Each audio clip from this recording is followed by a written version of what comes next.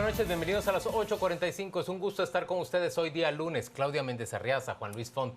Estamos listos ya para arrancar con la primera discusión de la noche. Hoy nos acompañan dos jóvenes para tratar el tema que en estos momentos es objeto de polémica encendida prácticamente en las élites de este país.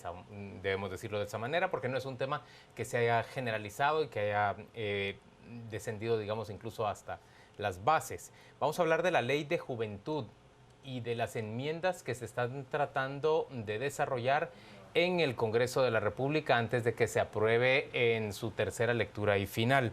Hoy nos acompaña Ingrid Gálvez, quien es representante de la organización Go Joven, y nos acompaña Ariana Callejas, quien es representante de Primero Guatemala. Ambas son jóvenes, precisamente, ambas participan activamente en la impulsión de la ley, pero con diferentes puntos de vista. La polémica se centra básicamente en torno a que la ley incluya los temas de educación sexual, salud reproductiva, la inclusión del financiamiento por medio del Estado de métodos anticonceptivos a los que tendrían acceso los jóvenes guatemaltecos, y por supuesto se habla también de la inclusión de una enmienda que permitiría crear un impuesto o incrementar un impuesto para financiar estos gastos justamente en salud sexual reproductiva. Ambas, gracias por acompañarnos. Bienvenidas a las 8:45. Claudia, arranca la conversación. Y yo arrancaría preguntando, ¿en qué se oponen o en qué impulsan la inclusión del tema de educación sexual y salud reproductiva? Más tarde vamos a tratar el tema del impuesto, pero ¿cuál es el problema? ¿Cuál es el dilema? Ariana. Bueno, primero que nada, muchas gracias. Bienvenida. Antes de empezar a discutir los temas de fondo, creo que es importante hacer ver dos cosas.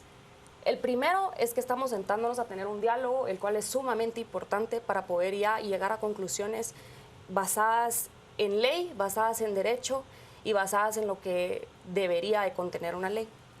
Segundo, quiero hacer ver que los actuales legisladores no llevan ni un mes de haber tomado posesión.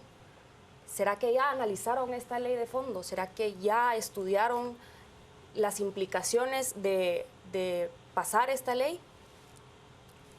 No hace menos de un mes que toman posesión y hay temas dentro de la ley que pueden llegar a perjudicar mucho a la población guatemalteca. ¿Qué puede perjudicar, por ejemplo, la educación sexual y el tema de salud reproductiva? Ok, los dos puntos, quizás los dos puntos más fuertes que hacen ver esta ley. El primero es el tema de la educación sexual, es abrir la puerta a que se puedan manipular estas iniciativas, las cuales aplaudo, son iniciativas importantes, son esfuerzos muy grandes que personas como Ingrid han hecho y han logrado llevar al Congreso, pero hay matices dentro de las consideraciones de esta ley, dentro de las enmiendas que se quieren proponer, que abren la puerta y ponen en riesgo esa integridad que está muy bien protegida dentro de nuestra Constitución. Yo quiero ir hacia el fondo del asunto. ¿Cuáles son esos matices? Okay. ¿Aborto? ¿Educación sexual? No, y esa es muy buena pregunta. ¿Garantía de provisión de anticonceptivos? ¿Cuáles son esos matices? Correcto. Ese es un tema, ese es precisamente las palabras que se utilizan, la semántica importa. Cuando se habla de educación sexual, se abre la puerta a una discusión muy amplia sobre aborto, sobre anticonceptivos, los cuales según nuestra Constitución y la Constitución del Estado no se deben permitir. Y eso creo yo que es el eje fundamental que esta ley está tratando de promover muy acertadamente. ¿Usted piensa que hay iniciativas o hay enmiendas que se están proponiendo que podrían inducir hacia la legalización del aborto en nuestro país? Definitivamente. Nosotros tenemos que empezar a pensar como abogados. Y es decir, como abogados darse cuenta que una palabra dentro de una ley abre la puerta a muchas otras cosas que se pueden venir posteriores a ello. Es decir, una ley es un vehículo. La ley no necesariamente es un papel que se va a pasar y va a... Pero en concreto, usted me está hablando de algunos métodos anticonceptivos que por parte de algunas religiones son considerados abortivos. Correcto. Ya. Algunas religiones, estamos hablando de ciertas confesiones religiosas. Yo no diría religiones, yo creo que diría estilos de vida. Yo no me hablo como una persona religiosa, yo tengo un estilo de vida. Y mi estilo de vida no me permite a mí los métodos anticonceptivos, los cuales en varias propuestas se han ido dialogando y definitivamente atentan contra la vida, contra la vida desde la concepción, que está muy bien protegida en nuestra Constitución Política de la República y en el Código Civil de Guatemala. Ingrid, ¿cuál es el meollo del asunto y por qué, desde tu perspectiva, se impulsa esta legislación? Bien, es importante aclarar la naturaleza de la ley. La naturaleza de la ley es dotar a las y los jóvenes de derechos, que eso es fundamental. Y también nos dice cuáles son las obligaciones del Estado para con estos jóvenes. Regular las políticas públicas que van a ser las que examinan programas y proyectos a favor del joven. Eso no podemos perderlo de vista.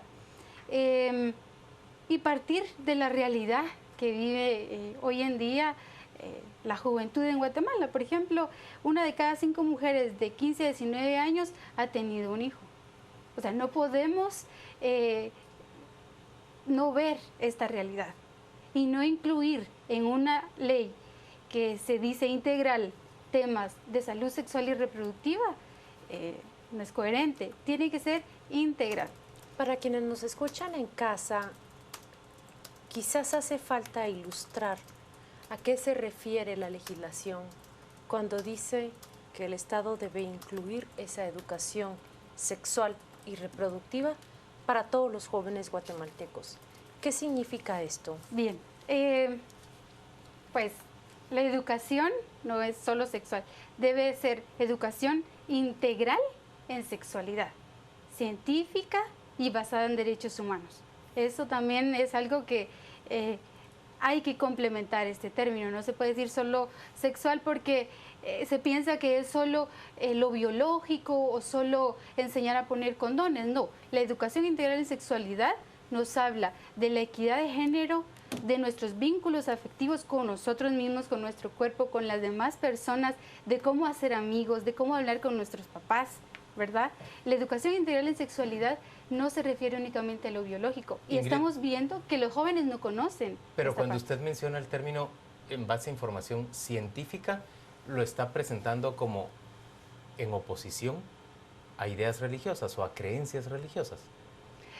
Bueno, en realidad cuando yo digo educación integral en sexualidad, incluyo todas las cuestiones culturales, valores que rigen a las y los jóvenes, y no me estoy refiriendo ni excluyendo a quienes deciden o no, por ejemplo, utilizar un método anticonceptivo. Al contrario, se incluye a toda esa población que hasta el momento no tiene la información, desconoce sus derechos. Y eso, las estadísticas no nos pueden, no nos mienten. Los números de personas hoy en día viviendo con VIH, las niñas, ¿no?, que a los 19 años ya tienen 3 hijos. O sea, no podemos seguir obviando en la legislación temas importantes que refieran a la sexualidad. Ariana, ¿cómo responden desde tu lado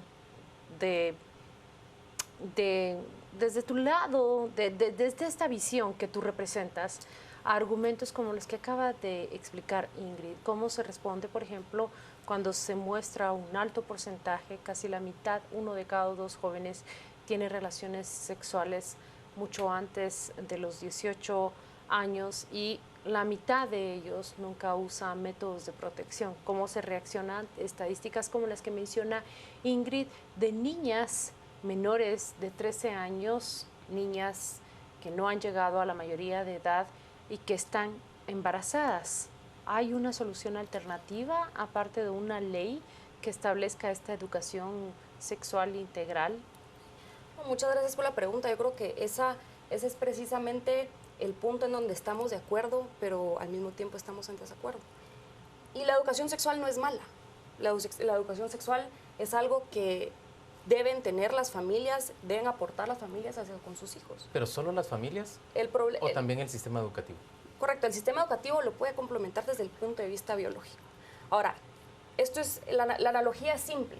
Uno no puede poner una guinda cuando no hay pastel. Uno no puede empezar a decorar un pastel que no existe. Y el problema con la educación en Guatemala es más de fondo. Los establecimientos educativos no están equipados para tener ningún tipo de educación. Hay carencia de centros educativos, no hay material, los maestros están en constantes huelgas, hay otras prioridades.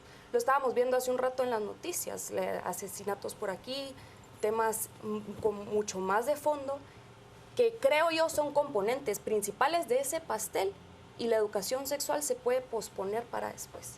¿Por qué? Porque ahorita la emergencia es equiparar al Ministerio de Educación, el Ministerio de Salud y al Ministerio de Gobernación en temas que son prioridades de país para que el país salga adelante. La propuesta de ustedes entonces es que no se aborde en este momento porque no es prioritaria la educación en salud reproductiva. Correcto, no es el momento para hacerlo ¿Y no cuándo solo va a no ser? es el momento ¿Y no para es el hacerlo. momento a pesar de que hay tantos jóvenes, tantas niñas con embarazos indeseados? El tema de los embarazos indeseados es un tema que se aborda desde el punto de vista familia, el punto de vista educativo por parte del Pero lo Estado. paga el Estado cuando tiene que cubrir los partos de muchas adolescentes y niñas, y además lo paga la sociedad en su conjunto también, criando Correcto. niños por parte de otros niños. No, correcto, y esa es la función del Estado precisamente. El problema es que hay otras prioridades de este momento que se tienen que atacar y se deben abordar, de modo que los problemas esenciales del país estén resueltos previo a estar entablando conversaciones que requieren un conocimiento un tanto más elevado, científico, médico, biológico y desde mi punto de vista familiar. Hay una palabra que le chocó a la Conferencia Episcopal de Guatemala y esta tarde ha emitido un comunicado de prensa, Ingrid, y se refiere justamente a ese enfoque científico del cual se habla en las enmiendas de la ley. Dice la Conferencia Episcopal que prácticamente están desproveyendo al hombre de toda su integralidad. Y lo cito, que dice, la persona no solo es cuerpo, sino también tiene una dimensión afectivo-espiritual. ¿Cómo reaccionan ustedes a un comunicado y a una posición como la de la Conferencia Episcopal? Que hay un total desconocimiento de a qué se refiere la educación integral en sexualidad, y hay un desconocimiento pleno de la ley, para empezar, ¿verdad? No se hace énfasis en los derechos que adquieren los adolescentes y los jóvenes principalmente, sino más bien es como una censura, ¿verdad? Es un ataque directo contra las personas y los jóvenes que promovemos ese desarrollo integral. Sí es preocupante, ¿verdad?, que se pronuncien